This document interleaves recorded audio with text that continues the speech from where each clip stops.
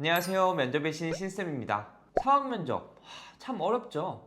상사님이 부당한 지시를 한다면 어떻게 하시겠어요? 이런 질문 나오면 무조건 정중히 거절하겠습니다. 이렇게 하자니 조직 적응력이 없어 보이고 무조건 따르겠습니다. 이렇게 하자니 눈치 없는 이런 좀 답변이 될 수 있거든요. 많은 분들이 그래서 상황 면접에서 이런 좀 딜레마를 겪으세요. 자, 그러면 오늘은 어떤 상황 질문이 와도 안전하게 답할 수 있는 방법, 바로 신기원 3단 전략을 완벽히 정복해 보겠습니다. 자, 첫 번째 신은 신입사원의 지위를 활용하는 거예요. 많은 분들이 신입사원이라는 거를 약점으로 생각하시는데 사실 이거는 최고의 안전장치이기도 하거든요. 신입사원은 조직 전반의 권한과 상황을 완벽하게 알지는 못하기 때문에 자의적인 판단을 피할 수 있는 여유가 있습니다. 핵심은 겸손하게 깔고 들어가는 거예요. 신입사원이기 때문에 우선 규정과 절차를 먼저 확인하겠습니다. 이렇게 좀 시작하면은 면접관도 이 사람은 좀 신중하구나 이렇게 생각할 수 있거든요. 상사의 지시를 무조건 반대하지도 않고 또 무조건 따르지도 않으면서 겸손하면서 배우려는 자세, 그리고 확인하고 보고하는 태도를 보여주는 게 바로 포인트입니다. 구체적인 답변 예시를 들어볼게요. 신입사원이기 때문에 조직 전체의 상황을 완전히 파악하기는 어려울 수 있다고 생각합니다. 따라서 자의적으로 판단하지 않고 상사님의 지시 의도와 배경을 정확히 확인해 보겠습니다. 이후 필요한 경우 선배님이나 관련 부서에 교차 확인을 요청하고 만약 문제가 커질 가능성이 있다면 즉시 상급자에게 보고하겠습니다. 자, 이렇게 신입이라는 위치를 활용해서 겸손한 태도를 깔아주고 그 위에 확인과 보고를 얻는 게 가장 안전한 출발점이에요.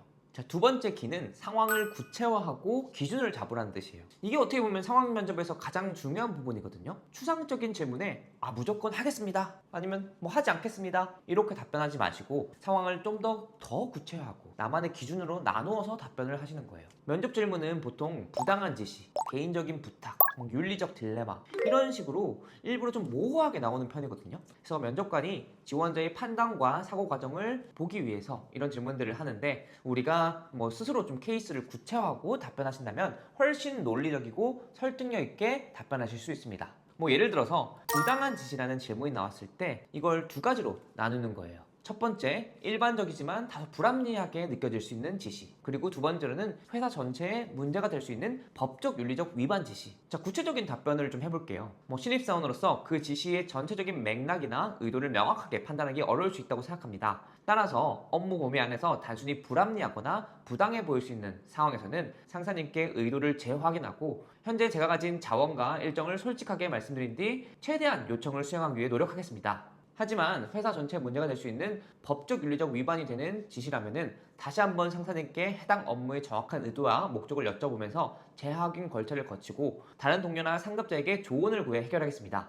이런 식으로 모호한 질문들을 스스로 구체화해서 기준을 잡고 그 기준에 따라 대응 방식을 제시하는 게 핵심이에요. 세 번째 원은 규정과 원칙에 따라 답변하라는 뜻이에요. 자, 이게 상황 면접의 최종 목적지라고 할 수도 있거든요. 최종 답변은 언제나 규정, 원칙, 법규 이런 부분들이 최우선임을 강조를 하셔야 됩니다. 기업 면접에서는 종종 교묘한 함정들을 놓기도 하거든요. 감정적으로 흔들리게 만드는 이런 좀 질문들이죠. 자, 구체적인 답변 예시를 들어볼게요. 면접에서 가끔 이런 함정 질문이 나오거든요. 정말 안타까운 고객이 사정사정한다면? 아니면 규정만 어기면 엄청난 이익이 생기는데 어떻게 하실 건가요? 자, 이런 질문들 사실 기업이 원하는 답변은 명확하게 정해져 있습니다. 규정과 원칙을 최우선으로 지켜야 한다는 건데요. 기본적으로 회사 법규와 규정을 어기는 선택은 절대 하지 않겠습니다. 왜냐하면 한 명의 고객을 만족시키기 위해서 규정을 어긴다면 그것은 결국 더 많은 고객들에게 불공평한 처우가 되고 회사의 신뢰도에도 큰 타격을 줄 수 있기 때문입니다. 고객의 감정, 상사의 부탁, 단기적 이득보다 법과 규정이 위에 있다는 것을 명확하게 보여주는 게 중요해요. 그리고 이때 단순히 안 된다고 거절하는 게 아니라 규정 범위 내에서 할 수 있는 최선의 대안을 제시하는 태도를 보여주는 것도 좋습니다. 자, 이제 실전에서 어떻게 적용하는지 정리해 드릴게요. 상황 면접 질문이 나오면 이 순서로 답변해 보세요. 첫 번째 1단계로는 신입 카드를 좀 사용하는 거예요.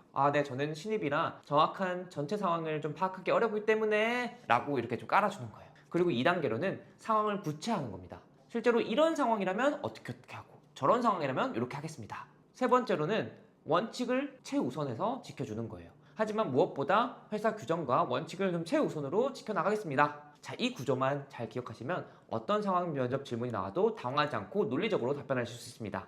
자, 추가적으로 꼭 기억하실 점은 답변할 때 너무 딱딱하게 들리지 않도록 중간중간 상사님께 정중히 여쭤보겠습니다.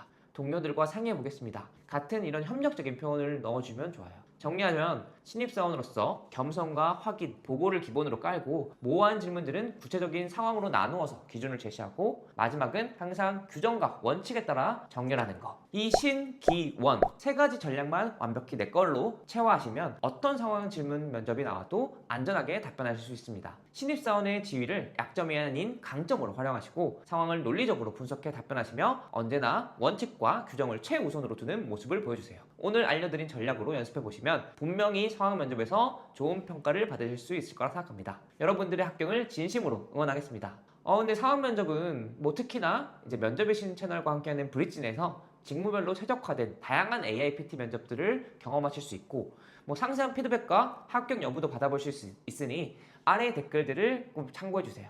그리고 구독과 좋아요도 잊지 말고 꼭 한번 부탁드립니다. 감사합니다.